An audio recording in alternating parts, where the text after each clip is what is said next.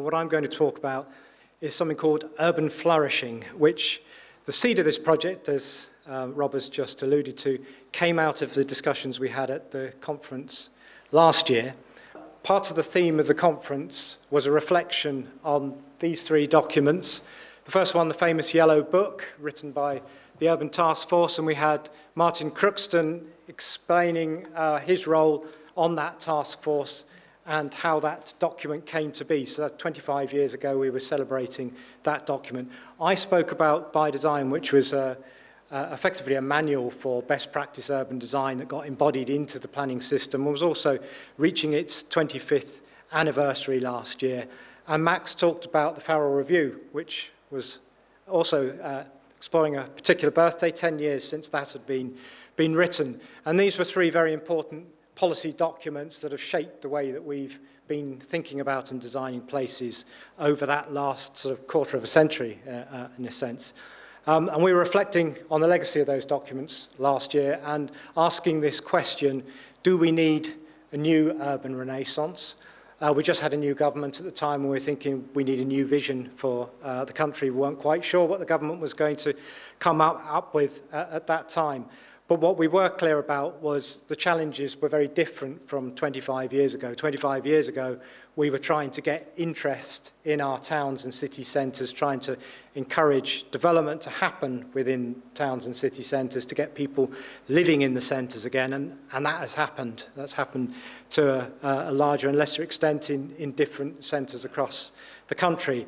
And they have, in many respects, been transformed, but we still face huge challenges. We face big environmental challenges, big social challenges, and big challenges around our places. And sometimes these almost feel overwhelming. A lot of these challenges were out there before, things like climate change, but they've become much more pressing in recent years. And because of the digital age, we've seen other big changes like the decline in our high streets. So some real big issues to deal with. And when I spoke last year, I actually mentioned the Same Place Alliance report that Chris mentioned earlier about the quality of development that we are delivering despite all our best efforts and all the design guidance that we've got out there. A lot of development that's coming forward isn't really creating great places for people to live in. And we all know, we all aspire to create great places which are going to lead to fulfilling lives for people, that are going to open up better opportunity for them.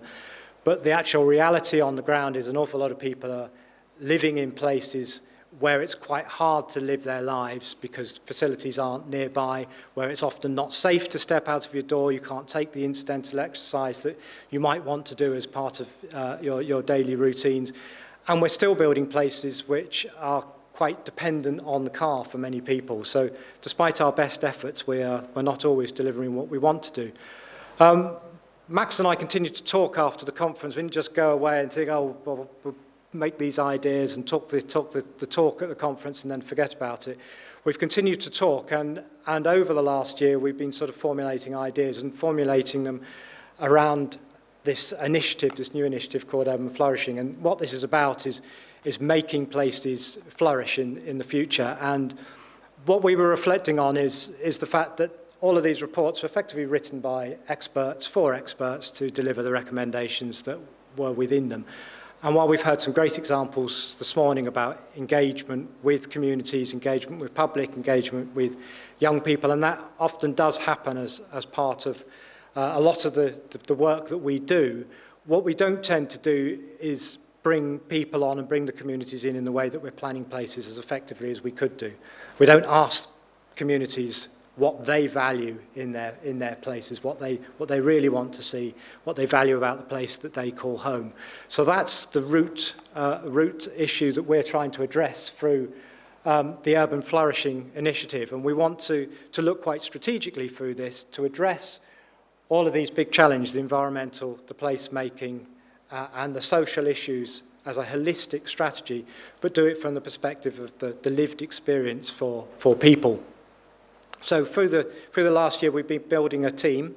For those of you who know Max, he's the founder of the LDN Collective, which is a collective of small companies, all interested, but with different skill sets around improving the built environment. So we've got a tremendous network and a skill set already as part of the team there. But we felt that if we're going to create some real momentum out of this, we need to be able to reach politicians. So we engaged with Demos, we brought them into our team, and if you know them, they're a think tank, so they're very well connected with politicians and can to get to the movers and the shakers in a sense. We have ECF as part of our team, and ECF basically do the public engagement work. So they're there, and they've got a huge amount of experience in engaging with different communities, which we need to do as part of that. But we don't want this just to be a bottom-up initiative. We also want expert opinion. So we've brought UCL in, and UCL are providing some of the invaluable experience around some of the critical challenges, particularly around the environmental and social challenges that we have to deal with. But the real coup, in a sense, is we recently brought Zen City in, and Zen City are the new owners of Commonplace, and some of you have probably used Commonplace as an engagement platform, but they've come on board. They're actually here at the conference as well, so we're using Commonplace. We've been holding workshops within our offices, and through that process, we've been refining the grand challenges around environmental, place-based and the social issues. And I'm now going to play you a short 2-minute film around what this is all about.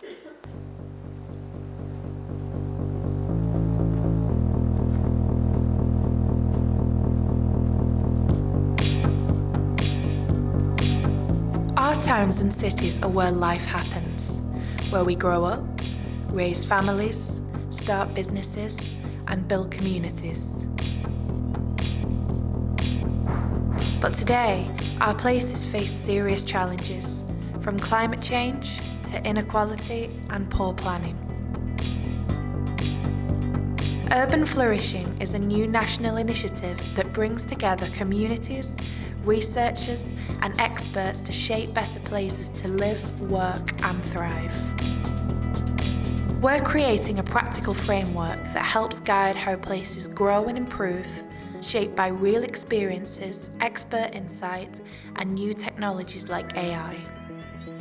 It's inclusive, evidence-based, and built to evolve, because every place is different and every voice matters. Led by Urban Initiatives and supported by Demos, ECF, Commonplace, and the LDN Collective, this initiative is open to everyone, from policymakers to planners and the public. Together, we're building a dynamic, open-source platform to enable better decision-making, making our cities greener, fairer, and more inclusive. This is the Great Places conversation, and it starts with you.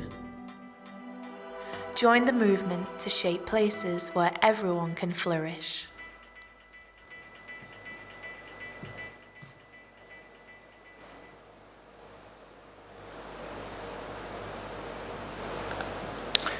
Okay, so that's a little bit more of a background, so I don't need to talk quite so much.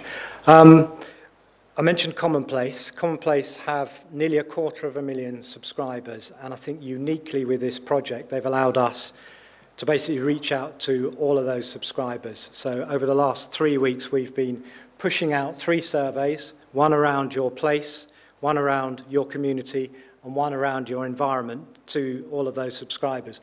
What we've also done is ask people to drop a pin into a map to identify their favourite place and also their least favourite place, and to effectively make some comments about that at the same time as well. And you can see on the plan on the left there, we've got pretty good coverage coming through across the country.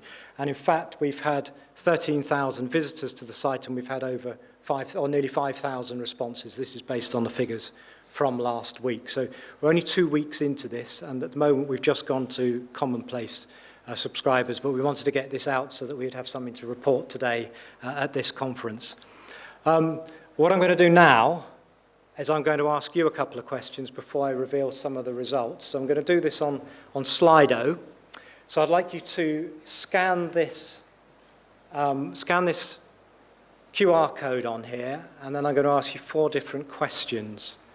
And I'm going to start with one around your place. So I'll just give you a few seconds to scan that. And what I'm really interested to see is whether what you say as professionals ends up being different from what we're receiving from the public through our initial responses. So, I don't know why it's saying 100% on here, but let's hope this is going to work. The question is, what makes your place good to live in? And we're talking here about the place that you live in, your home, your neighbourhood. So if you can mark on there what makes your place good to live in. Now, I'm a bit confused as to why this is saying... Oh, right, okay. It'll update at the end, will it? Okay, perfect.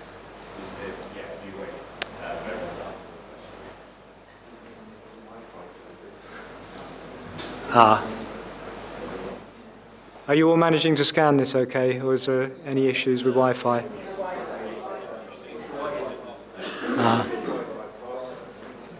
Does anyone know what the Wi-Fi password is here? Yeah. Right.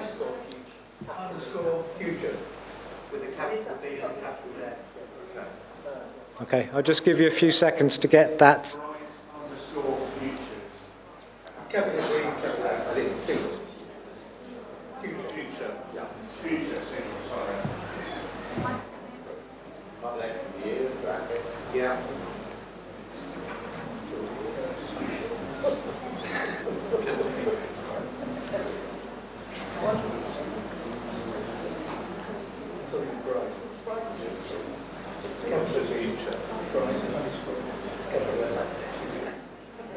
Is everybody managing to get this? Do you want to put your hands up if you've managed to get onto the system? Just a few of you.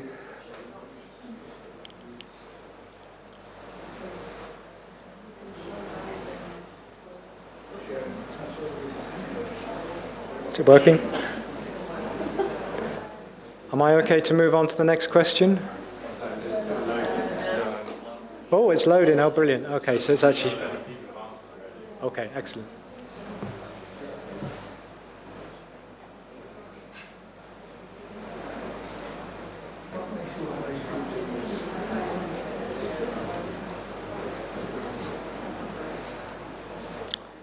So, I don't know, there must be at least 100 of you in the room. We've got 30 of you so far, so...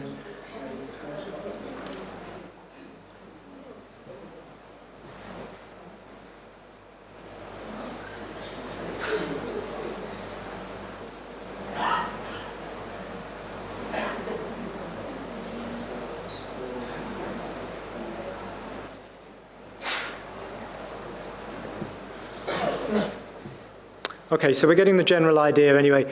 What is the top item on there appears to be greenery, trees and natural features. We've got about 74% of you, 75% of you, so 3/4 suggesting that that is important to the place you live in. Shops, cafes and local services, also 70%.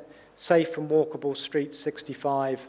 Then history and character. So let's try and remember these as we go into the next question, and remember these for when I feed back the results. So the second question, what do you dislike about your place? Oh, you've already started to feed in on these as well. Okay, brilliant. Okay. So top score on there, crime, car-dominated environment. Second, crime, antisocial behaviour. Third, expensive to live in. Okay. And the third question, are there any issues with the way your place is run and managed?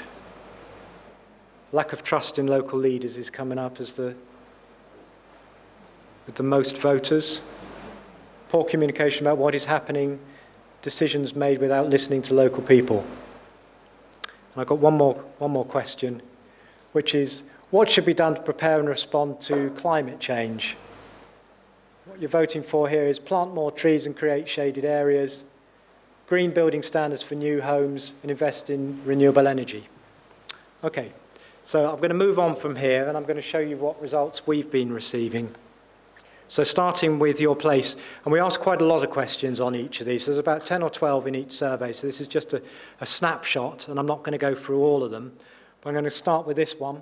What makes your place good to live in? And what you can see in here is actually what people are voting is pretty much the same as what you were saying. So 80%, 4 out of 5 are saying greenery, trees and natural features. Second most important issue that's come up through our survey is shops, cafes and local services. The third, safe and walkable streets, closely followed by history and character. So that's broadly mirroring exactly the same points that you mentioned. The second question, what do you dislike about your place? And again, quite similar. Car-dominated environment, crime and antisocial behaviour. And the third, expensive to live in. And that's a theme that comes up in just about every question that we've asked, is about affordability and cost. And people struggling financially is one of the biggest issues that is emerging from this survey. Another question that we asked is, do you think your place is thriving? We got quite a mixed result to this, with almost an equal spread of people saying yes, it is either quite thriving or very, compared to those who say not at all or only slightly.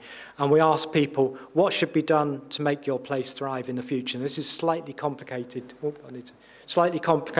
diagram to understand, but the way this works is, on this particular question, we asked people to rank in order of preference 9 particular issues or opportunities in terms of making their place thrive.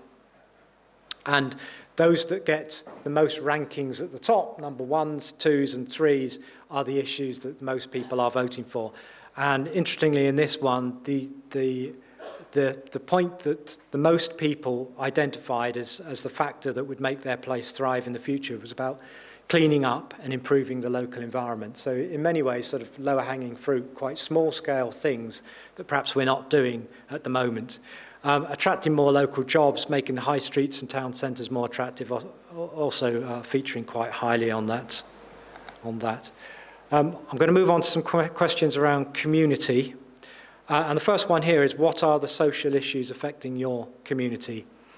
And this again relates back to affordability. The biggest issue for people raised within this questionnaire was around lack of affordable housing. Around about 60% of people, so 3 in 5 people, saying there's a real challenge and an issue around affordable housing in the place that they live in, but also around about 50% of people concerned about antisocial behaviour and crime, and also the big gap between rich and poor within the communities within which they're living. We again asked the question, what should be improved to address social issues? And more affordable housing came up as the top priority for people. Interestingly, strong policing, there were a lot of people that voted for that as their number 1 priority. But this seemed to be quite a polarised issue, because there's also quite a lot of people that identify that as their 9th and 10th most important priority. So we need to do a little bit more analysis to understand in which areas and whether there's correlations between different statistics within this data set that's occurring in. But the other 2 issues, big issues here, are about affordable food and essentials, affordable childcare and education for people in their communities. We asked the question, how well does your place support physical and mental health? And again, we've got a fairly even split here between people who felt their place supported physical and mental health either very poorly, or at the other end of the spectrum, well or very well, with quite a lot of people sort of sitting in the middle. And when we asked the question, what should be improved to support health and well-being, rather than it being physical things that we can do as urban designers around more parks, green spaces, safer, more attractive walking and cycling routes, it's for the public, it's more fundamental issues of we need more local doctors, we need better health services, we need better mental health support. Although cleaner and healthier environment is also coming up as quite an important issue here. Quite a telling question here. How well do you feel your community is listened to and represented? And here you've got more people saying not at all or not very well than thinking well or very well. And I asked you the question just now, are there any issues with the way your place is run and managed? And I think in that survey you were pointing out lack of trust in local leaders as the biggest issue. What we're finding through this survey is a powerlessness in many ways. People feeling powerless, decisions being made without listening to local people, poor communication about what is happening, and services being slow or unresponsive. So more than half of people that are responding to the survey are citing these as issues for them. Moving on to questions around the environment, and some quite interesting insights in here as well. How concerned are you about the impact of climate change where you live? Stronger preferences here than we had under the other questions. So 44% very concerned, another 30% pretty concerned about this as well, and only 5% of people not concerned at all. And when we asked, what aspects of climate change do you notice or are you concerned about? 3/4 of people, not surprisingly, saying hotter summers and heat waves. 70% of people around storms and extreme weather, but also drought and water shortages and impacts on wildlife also featuring quite strongly in people's concerns. And quite importantly, I suppose, responding to this, we asked, how well prepared do you feel your place is for the impact of climate change? And very few people felt that their place was very well prepared or even quite prepared. 20% say not at all prepared. So again, big issues around that particular issue. And we asked what should be done to prepare and respond to climate change. And just now, I think the audience was saying plant more trees and create shaded areas. Actually, that's not what the public are saying is the most important issue. They're saying insulate homes to cope with heat and cold. They say introduce green building standards for new homes and workplaces and invest in renewable energy. That's their highlights. We also asked about how concerned are you about the loss of nature and wildlife in your area, and this is probably the question that came out most concerned of the lot. So more than half of people very concerned about loss of wildlife, and again, very few who aren't concerned about this. And we asked what should be done to protect and restore nature and wildlife, and the biggest issue coming up here was prevent development in areas sensitive to wildlife. So what we're hearing from the public seems to be starkly different from what the government is currently planning at the moment. Nearly finished. What types of pollution are you concerned about? Again, very high figures and concerns around these particular issues. 4 out of 5 people saying they're concerned about land pollution, so waste and fly tipping. 4 out of 5 people saying they're concerned about water pollution in rivers, ponds and seas, but also very high numbers around air pollution and around litter and street in public spaces. And we asked the question, do you feel your community is managing pollution effectively? And again, large numbers of people saying no, their community is not managing this at the current time. And what should be done to reduce pollution in your area? 3/4 of people saying we need stronger controls on sewage discharges into rivers. We need tougher action against fly tipping and litter. So some quite stark messages that are coming out from this survey already. Just very quickly, looking at favourite and least favourite places, just showing a word cloud around this at the moment, the sort of things that are coming up out of there. What you see coming up is really important things for people: community, green, place, space. These are some of the words that are coming in. When people are thinking about their great places, it's the sense of community, it's the green spaces that are very important to them, it's the public spaces within centres. So that's early findings. We have started a social media campaign to spread messages around this, and what we are very aware of as well is going out to Commonplace. We get a certain demographic who are responding, there's a certain demographic who are signed up to Commonplace. So it's not that different from the demographic that you have when you carry out standard consultations, and what we're really keen to do is reach a much younger audience, and I think inspired by some of the things that have been happening and we've talked about earlier today. We have got data across the whole country. We can look at regional patterns through this. We can analyse all of that data. We can look at correlations between particular issues that are coming out from this. And what we're planning now is a series of workshops. The first one we're going to hold in Newcastle in the Farrell Centre. We are looking to have a very young audience at that and to tailor the audience to get young people's opinions. But we're very keen to spread this message and to build up a really strong following on this, in a sense, and turn it from an initiative into something of a movement, because we think if we can get more people engaged with this, then we can really use it to shape policy and inform decision making, which ultimately is what we're trying to do from this whole initiative. And what we're also sort of very aware of is that other really worthy initiatives that we've seen, things like 15-minute neighbourhood, things like low traffic neighbourhoods, quite easily get dismantled through social media. And often the criticism is that they're quite top down, that they're created by experts, that they're ideas by experts. And we think if we're working bottom up, working with the community, then we start to develop a really strong mandate for the changes that we're suggesting and for future policy making. So what I'd really urge you to do is, I just need to click onto that, is scan this QR code, because this is the QR code for the Urban Flourishing website or web pages on Commonplace. Spread the message, push this out there, particularly younger people in the audience, get it out to different demographics so we can really see a much more representative sample, and we can report back on that in the future. So thank you very much.